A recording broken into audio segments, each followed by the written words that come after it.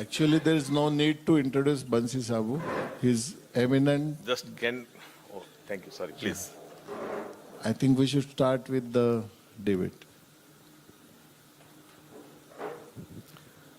Thanks, Sanjay, Neeta, for giving me this debate. Thank you very much. What I am going to do in next 15 minutes, the time restricted feeding, why it is important. There is nothing new except what has been forgotten. And since years, we are forgetting that ideally we are made to eat between morning time to evening, not late evening. And that is what we were not having any disease. If you just see before 50 or 100 years, people used to eat up to 5 or 6 o'clock. And that is what still people can do it.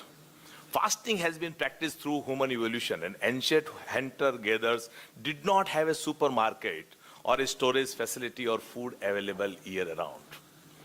Traditionally, we used to eat 2 times in a day. And I don't know how many of you had gone to Mandir, Krishna Mandir. It is still the Raj Bhog is the first, which is the major meal of the day, is at a 10 o'clock. 10 to 11 is the time for that. And the Shan Aarti, which ends at 6 o'clock. And that is what traditionally we used to eat only 2 times. And before 50 or 60 years, also if you see, we were having only 2 meals in a day. The major meals of the day was at 10, it's a brunch, followed by a early evening dinner, which used to be at 5:30 or 6 o'clock. And see the incidence of diabetes, hypertension, non-communicable disease, everything is increased in last 50 years or 60 years only. And it is because of our late night eating habits. The fasting from time to time is more natural than always eating 3 or 4 meals a day. I mean, those we are not talking of first to remain healthy.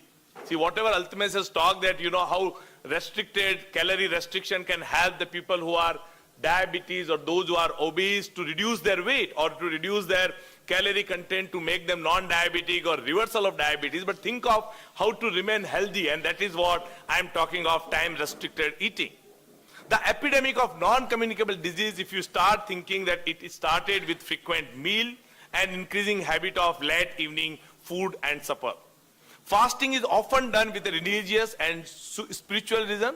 Even it is common across all religion. I am sure Alchemists also must be doing the roja, and we all do intermittent fasting. It's a very important, it's a part of religious thing, but not what. They were also very important scientists, and why they have made this intermittent fasting in our religions too. While fasting has long been a cleansing ritual for many cultures and religions, and is an arrival on modern wellness, therein rises some serious health question also. Intermittent fasting has a positive effect on health since it mimics the feeding conditions of human being in an era which preceding the modern civilization. People typically eat more than 15 hours each day. He had shown one data from an NEGM recently published in 2022. It was from China. They normally don't eat more than 12 hours in a day, and where he had shown the data that it has not shown any benefit against the patients, I mean the persons who are having time-restricted feeding, but normally across the world it is around now 15 hours. We eat from since early in the morning, 7 or 8 o'clock, to late night or even middle of the night, and that is what we are eating. It is less than 6 or 7 hours we are not eating. Most of the time we are in a post-meal phase, and you can see simultaneously is those who are eating more than 14 hours a day, you will find the incidence of non-communicable disease are very high, and that's a direct correlation is being seen in these patients or the persons who are eating more than 14 or 15 hours a day. When of eating, the science behind intermittent fasting is, it's not just calorie restriction. I believe that yes, calorie restriction. I'm not against that calorie restriction should not be there, but there is a science that's a metabolic switching, and that's what metabolic switching is.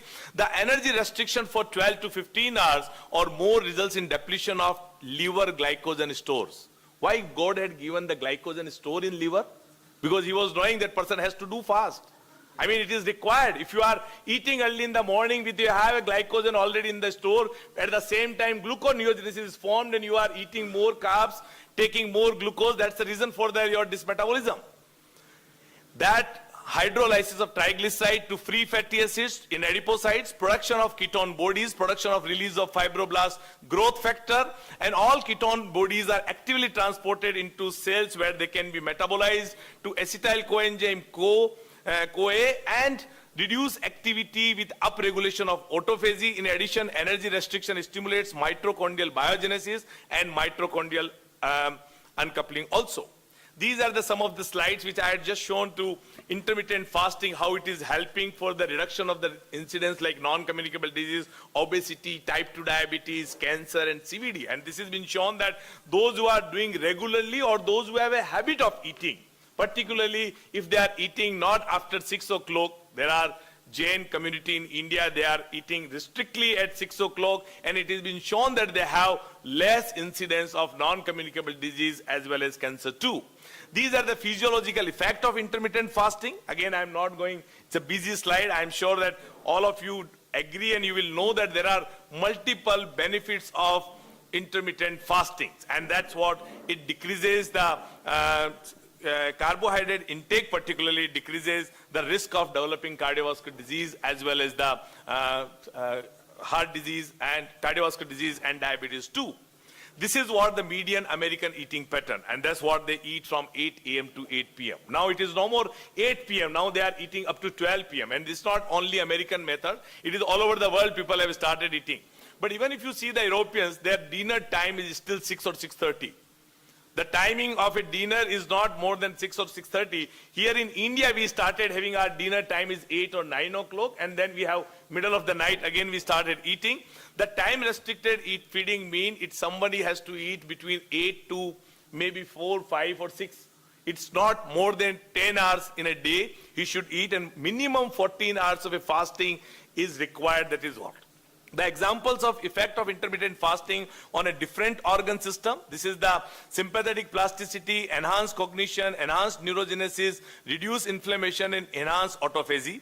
Increase parasympathetic tone with the seen with those who have fasting, time restricted feeding. Reduce glucose, insulin, leptin, total cholesterol, CRP, TNF alpha, interleukin 6, marker of oxidative stress and IGF-1. Increase 30 HB and adiponectin, increase insulin sensitivity at the level of liver, ketone body production is high, increase insulin sensitivity and enhance autophagy at the level of muscles. There is a decreased resting heart rate at heart, increase heart rate variability, decrease blood pressure, and fatty acid mobilization and reduce inflammation, which is seen, and this is published in 2017, not new, even before 5 years it was published. In summary, it had shown that intermittent fasting improves cardiometabolic health. Time-restricted feeding improved insulin sensitivity, beta cell responsiveness, blood pressure, oxidative stress, and appetite. This is one more paper. Now let me talk about, I was talking till whatever I talk is regarding how to maintain the health. Those who are doing intermittent fasting, they have already less disease. Now those who have already disease, does it have effect? Yes. Effect of 4 to 6 hours time restricted feeding on a weight and a cardiometabolic health. And here you can see there is a significant reduction in weight as well as there is a decrease in HbA1c2. There is a decrease in fat mass. Even there is a decrease in the blood pressure and cholesterol and fasting glucose level and adiponectin, but there is a decrease in fat mass and decrease in weight too. Calorie restriction and intermittent fasting have a significant impact in the people with diabetes. Even intermittent feeding and fasting reduces diabetes incidence also. This has been an animal study. There are many more studies which has been published. Here you can see these are small study, as Altmesh was saying rightly, that it cannot be like large study or randomized control trial or a long-term data we may not have, but still all those data had shown that there is a decrease in A1C and decrease in weight with the patients who have time-restricted feeding. This is one trial which had shown, it's a paper which is published with a Mediterranean diet with a intermittent fasting in a JACC review topic of the week, where it had shown that the persons who are doing intermittent fasting, there is a significant decrease in mortality, cardiovascular disease, as well as diabetes too. Intermittent fasting and human metabolic health is significantly improved. These are the intermittent fasting and aging, which increases. Intermittent fasting improves the cognitive health. These are the papers for that. Intermittent fasting have a data with the cancer prevention and with the patients who have already cancer, the prolongation of the life. These are some of the new papers which had talked about the circadian rhythm and time restricted feeding and a healthy aging, which you have. These are the 10 benefits of intermittent fasting. They protect against neurodegenerative disease, insulin level also drop and human growth hormone increases, reduce insulin resistance and lower blood sugar level. It reduces the risk of heart disease. It reduces the blood pressure and cholesterol level. It boosts metabolism for fat loss. It extends lifespan, helping you for live longer. Reduce oxidative damage and inflammation in the body. It removes waste material from cells and it reduces leptin levels, increasing intolerance. And there is a comparison between two. Those who have intermittent fasting in compared to the people who are eating more than 6 meals in a day.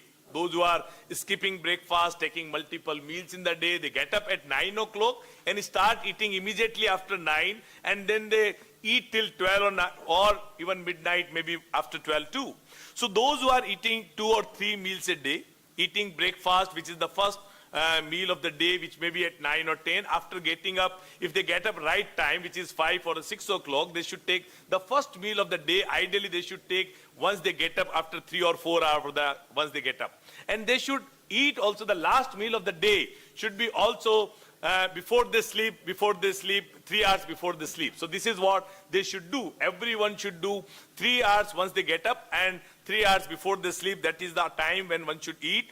They avoid late night meals, increases protein content of the meal, and 12 to 16 hours of the fasting will increase the metabolic activity, increase the insulin sensitivity, decrease total cholesterol, decrease hunger, which he was talking the time restricted eating will not help in the hunger part, but yes, it decreases the hunger too. It decreases inflammation, optimize autophagy and improve circadian rhythm too. Even the Twitter CEO had also talked that I eat 7 meals every week, only just dinner, and that dinner also early. And there are multiple such examples around the world. If you just write that time restricted feeding, you will find the people who are really eating between this time, between 9 or there may be only 2 meals a day, the brunch and the evening early dinner, and that is what is required. What are the intermittent fasting, which you may not have, the potential benefits are there, but there could be harms, as Altemes was talking. If somebody is on a premix insulin, you can't say him that you have to eat only between these two because the risk of hypoglycemia will be high. But otherwise, for a normal person or the overweight or a normal subject, there are many more benefits also. But yes, there are some difficulty to change the cultural feeding behaviors. And what he had tried to show, the photo of someone, I don't know who. So, he was just trying to show the photo of someone who is taking the breakfast with butter and all those things. I don't know him, but it is really difficult to change the cultural feeding habits. So tomorrow, today night, he may take again my photo with a glass of wine, but that's a different thing. Many experience changes in mood, extreme hunger, irritability, low energy, and a reduced ability to concentrate during periods of food restriction. And this may happen. This is why it is happening, because we are now born and brought up in such an era where we are eating early in the morning to late in evening. And now you are changing that person who is eating for more than 16 hours a day. Now you try to just change him on a single day that now you have to eat only for 8 hours is real difficult. But you can do it over a period of time. It is doable. Many have obsessive thought about food. Maybe me. Few overeat on days without restricted calorie, and that's very bad. Those who are doing the restricted eating behavior, they should not have a cheating behavior. I mean, that's very bad for those, because then otherwise they may not give the data or results which we want to show. There are other issues also. They have the binge eating behavior. You may have a large brunch or a large dinner, and a ketoacidosis in an extreme case in gallstone, which more often with a very low calorie diet and with very high fat and very low carbs too. Restricting calorie in this way may interfere with the female menstrual cycle.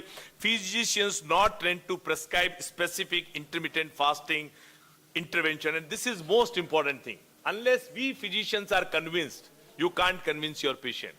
I mean, if I am not convinced for either intermittent fasting or calorie restriction or for anything, I can't convince my patients too. So I mean, most important thing is I have to get convinced myself, and this is the biggest problem. We can't convince our patient also, neither for calorie restriction nor for intermittent fasting too. The long-term data is still to be generated as, yes, it's over. Long-term data are to be generated, yes. Still it is, because we don't have the long-term data. With this, I thank, and once again thank Sanjay and team giving me a Fantastic topic, which I learned a lot. And I'm sure we both will have calorie restriction as well as we will decrease our time of eating from tomorrow. Thank you. Thank you very much, Altamesh.